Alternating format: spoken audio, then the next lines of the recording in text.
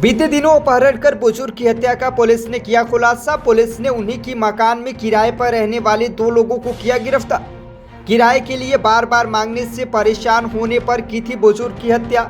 साथ ही आरोपियों द्वारा मकान पर कब्जे का भी था प्लान। आरोपियों ने अपने आप को बचने के लिए बुजुर्ग की हत्या कर शव को इंदिरा नगर में फेंका था। लखनऊ के थाना आशियाना का है पूरा मामला। पुलिस ने बेटे तहरीर पर मुकदमा दर्ज कर आज आरोपियों को गिरफ्तार कर पुलिस ने हत्या का किया खुलासा।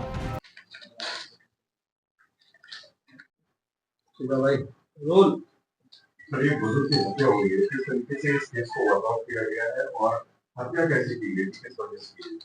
ये देखिए, आपको अवगत कराया गया था कि ये वीरेंद्र सिंह नरूला थे। इनके पुत्र द्वारा एक सूचना दी गई थी कि ये गुमशुदा हैं, घर लौट के नहीं आए हैं। इसमें 12 तारीख को हमारे यहाँ थाना आशियाना में गुमशुदगी दर्ज करी गई थी और इनकी गुमशुदगी की दर्ज पे हम लोग जब जांच पड़ताल शुरू करे तो हमें प्रकरण थोड़ा संदिग्ध लगा था। उस पे हमने जो भी उससे फैक्ट्स निकल गए थे, जब इनके पुत्र को अवगत कराए थे, तो इनके पुत्र सिद्धार्थ नरूला द्वारा एक लिखित तहरीर थाना आशियाना में दी गई थी, जिसमें इन्होंने अपने घर पे जो लड़के किराएदार थे इनके, सुखविंदर और टीटू, उस पे नामजद तहरीर दी थी कि इन्होंने अपने इनके पिता की हत्या कर दी है। इस पे पुलिस ने जांच पड़ताल शुरू करी। जो मौके पे हमें कई फुटेजेस मिले, उनका हमने फॉलो अप किया और इस क्रम में आज हमने इन दोनों की गिरफ्तारी करी है। इसमें जो हमारे दोनों गिरफ्तार हुए हैं, इनका नाम है सुखविंदर सिंह उर्फ विक्की, जिसकी उम्र 30 वर्ष है, और अजीत सिंह उर्फ टीटू। इनसे जब हमने विस्तृत पूछताछ करी तो इनके द्वारा बताया गया कि ये जो नरूला जी का मकान था उसमें 14 साल से किराएदार थे और इनकी नीयत में दोष आ गया था। ये उस घर पर कब्जा करना चाह रहे थे।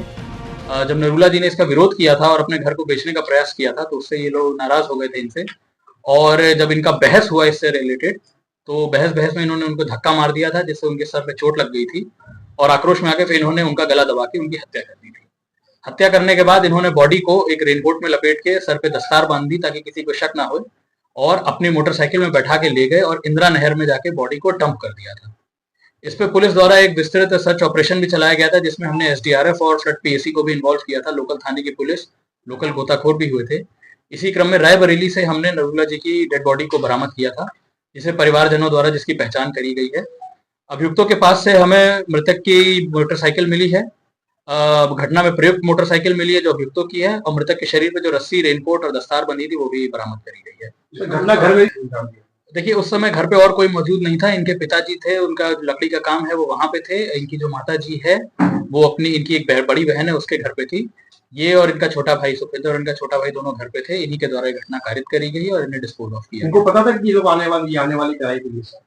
नहीं, इनको पता नहीं था। एक्चुअली जब नरूला जी घर बेचना चाह रहे थे तो वो एक ब्रोकर लेके दिन में घर दिखाने लाए थे, उससे ये लोग आक्रोशित हो गए थे, और जब वो ब्रोकर चला गया, नरूला जी दोबारा जब घर के अंदर वापस आए थे तो उसी दौरान ये बहसबाजी शुरू हुई थी।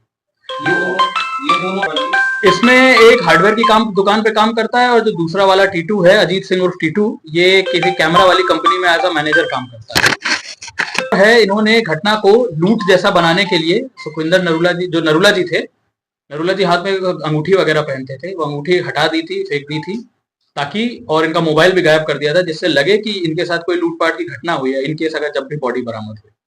इसमें जो सर अपहरण, देखिए, इन्होंने अपहरण की धारा इस बात पे बढ़ाई गई है कि इन्होंने उनको अपनी कस्टडी में कर लिया था और उनको घर नहीं जाने दे रहे थे। इस आधार पर धारा बढ़ाई गई है।